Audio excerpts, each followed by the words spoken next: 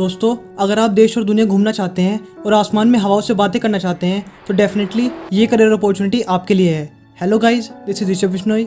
दोस्तों, आज की इस वीडियो में मैं आपको एयर होस्टेस बनने के लिए कंप्लीट इन्फॉर्मेशन दूंगा। आज की इस वीडियो में हम एयर होस्टेस से जुड़े सभी सवालों के जवाब जानेंगे। दोस्तों, जनरली सभी लोग ये सोचते हैं कि केवल गर्ल्स ही एयर होस्टेस बनती हैं, तो यार ऐसा नहीं है, बल्कि बॉयज़ भी इस फील्ड में अपना करियर बना सकते हैं। बस बॉयज़ को एयर होस्टेस ना कहकर स्टेवर्ड कहते हैं। मैं आपको बता दूं कि एयर होस्टेस और स्टेवर्ड को हम कैबिन क्रू या फ्लाइट अटेंडेंट्स भी कहते हैं। इन अलग अलग नामों से हमें कंफ्यूज नहीं होना है, क्योंकि ये सभी नाम एक ही प्रोफेशन के हैं। दोस्तों, वैसे तो हम सभी को एयर होस्टेस की जॉब बहुत ही अट्रैक्टिव और आसान लगती है, लेकिन रियलिटी में ये एक बहुत रिस्पॉन्सिबिलिटी का काम होता है, क्योंकि पैसेंजर्स के प्लेन में चढ़ने से लेकर उतरने तक सभी रिस्पॉन्सिबिलिटीज एयर होस्टेस की ही होती हैं।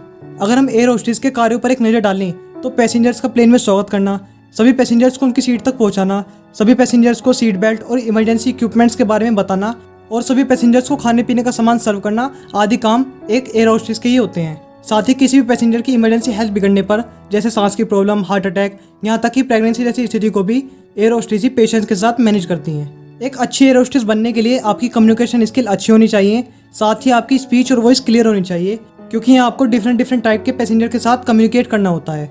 साथ ही आप में सेल्फ कॉन्फिडेंस और क्विक डिसीजन लेने की क्षमता होनी चाहिए, ताकि आप किसी भी इमरजेंसी कंडीशन में बिना डरे अपने प्रेजेंस ऑफ माइंड की सहायता से उसे अच्छे से डील कर सकें।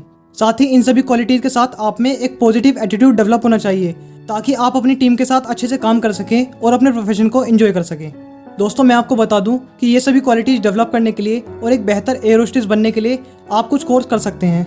अगर हम बात करें एयर होस्टेस कोर्सेज की, तो ये सभी कोर्स एक कैंडिडेट को एक बेहतर एयर होस्टेस के रूप में कन्वर्ट कर देते हैं। एयर होस्टेस कोर्स जनरली हमारे 3 प्रकार के होते हैं। सबसे पहले होते हैं इसमें सर्टिफिकेट कोर्स, जो 6 to 12 मंथ्स के होते हैं।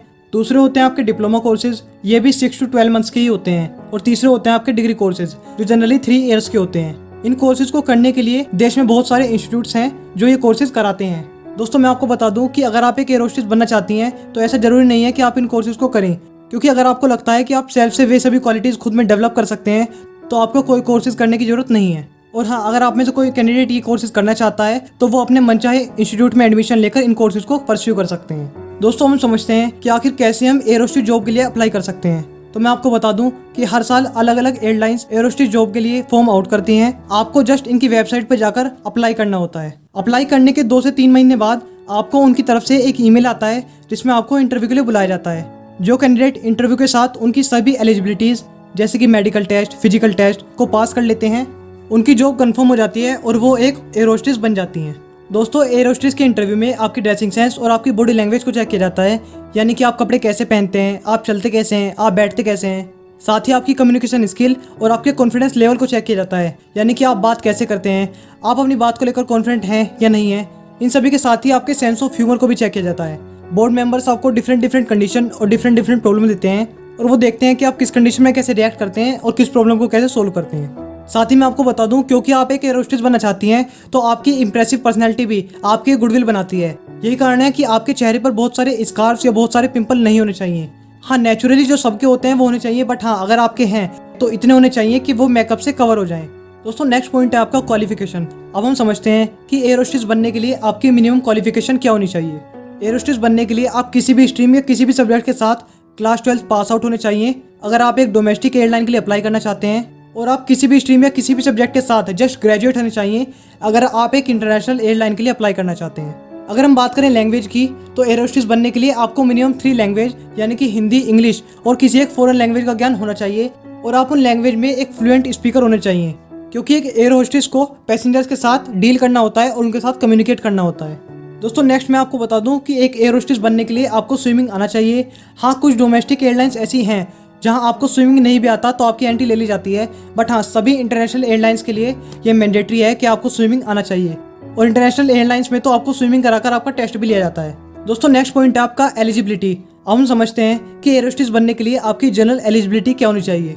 अगर हम बात करें एज लिमिट की, तो एक एयर होस्टेस बनने के लिए आपकी मिनिमम एज लिमिट 17 ईयर्स और मैक्सिमम एज लिमिट 25 ईयर्स होनी चाहिए। साथ ही अगर हम यहाँ मैरिटल स्टेटस को समझें तो एक एयर होस्टेस बनने के लिए आप अनमैरिड होनी चाहिए।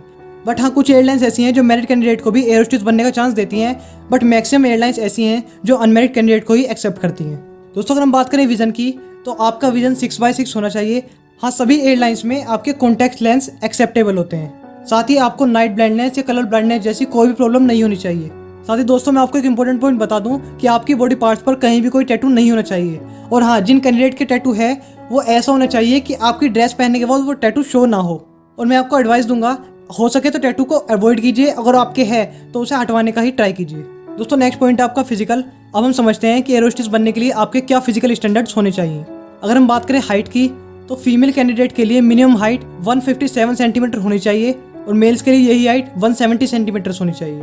अगर हम बात करें वेट की, तो एयर होस्टेस बनने के लिए आपका वेट आपकी हाइट के अकॉर्डिंग होना चाहिए, यानी कि ना तो आप बहुत ज़्यादा लीन होने चाहिए और ना ही बहुत ज़्यादा ओवरवेट होने चाहिए। नेक्स्ट है आपका बॉडी मास इंडेक्स यानी कि BMI। तो फीमेल कैंडिडेट्स के लिए आपका BMI 18 to 22 होता है और यही मेल्स कैंडिडेट के लिए आपका BMI 18 to 25 होता है। सभी कैंडिडेट अपना BMI गूगल पर अपनी हाइट और वेट के अकॉर्डिंग कैलकुलेट कर सकते हैं। दोस्तों नेक्स्ट है आपका स्ट्रेंथ। अगर हम बात करें स्ट्रेंथ की, तो एक कैंडिडेट में इतनी स्ट्रेंथ होनी चाहिए कि आप मिनिमम 90 किलोग्राम के एक लगेज को पुश या पुल कर सकें, साथ ही आप कस्टमर्स के छोटे मोटे लगेज को ओवरहेड बिन में रख सकें। दोस्तों नेक्स्ट पॉइंट है आपका जॉब एंड सैलरी। अब हम समझते हैं कि एक एयर होस्टेस के लिए क्या जॉब अपॉर्चुनिटीज़ होती हैं और उसके लिए कितनी सैलरी मिलती है। दोस्तों जैसा कि हम सभी जानते हैं कि एयर होस्टेस एयरलाइंस में काम करती हैं और एयरलाइंस दो ही प्रकार की होती हैं, एक होती है आपकी डोमेस्टिक एयरलाइंस और दूसरी होती है आपकी इंटरनेशनल एयरलाइंस। तो स्टार्टिंग में जब आप एक फ्रेशर होते हैं तो आप डोमेस्टिक एयरलाइंस जैसे कि एयर इंडिया, इंडिगो, स्पेसजेट जैसी एयरलाइंस कंपनीज में काम कर सकते हैं। बट हाँ, जब आपको वर्किंग एक्सपीरियंस हो जाता है तो आप अपने आप को अपग्रेड करते हुए इंटरनेशनल एयरलाइंस में भी शिफ्ट हो सकते हैं। वहाँ आप जेट एयरवेज, यूनाइटेड एयरलाइंस और सिंगापुर एयरलाइंस जैसी इंटरनेशनल कंपनीज में भी काम कर सकते हैं। दोस्तों नेक्स्ट अब हम समझते हैं कि एक एयर होस्टेस को डोमेस्टिक और इंटरनेशनल एयरलाइंस में कितनी सैलरी मिलती है। तो यार, जब आप एक फ्रेशर होते हैं यानी कि आपको कोई वर्किंग एक्सपीरियंस नहीं होता, तो डोमेस्टिक एयरलाइंस में आपको इनिशियली 25,000 to 40,000 मंथली सैलरी मिल जाती है। वहीं अगर हम देखें इंटरनेशनल एयरलाइंस में, तो वहाँ आपको 40,000 से 70,000 मंथली सैलरी पे करते हैं। तो दोस्तों अगर हम कंपैरेटिवली देखें तो सभी इंटरनेशनल एयरलाइंस डोमेस्टिक एयरलाइंस की कंपैरिजन में एयर होस्टेस को ज़्यादा सैलरी पे करती हैं। दोस्तों मैं आपको बता दूं कि जनरली सभी एयर होस्टेस का करियर 8 से 10 साल का होता है, यानी कि वे किसी भी एयरलाइंस में केवल मैक्सिमम 8 से 10 साल तक ही अपनी सर्विस दे सकती हैं। बट यार ऐसा नहीं है कि उसके बाद उन्हें कोई जॉब नहीं मिलती, बल्कि उन्हें उनके वर्किंग एक्सपीरियंस और उनकी स्किल के बेस पर सीनियर एयर होस्टेस बना दिया जाता है और एक टाइम के बाद आपको ग्राउंड ड्यूटी और मैनेजमेंट के फील्ड में भी जॉब ऑफर कर दी जाती हैं। तो दोस्तों आज की इस वीडियो को यहीं पर एंड करते हैं। अगर आपको वीडियो अच्छी लगी हो तो प्लीज़ वीडियो को लाइक करना और मेक श्योर यार चैनल को सब्सक्राइब करना। मिलते हैं आपसे नेक्स्ट वीडियो में, तब तक के लिए जय हिंद, जय भारत।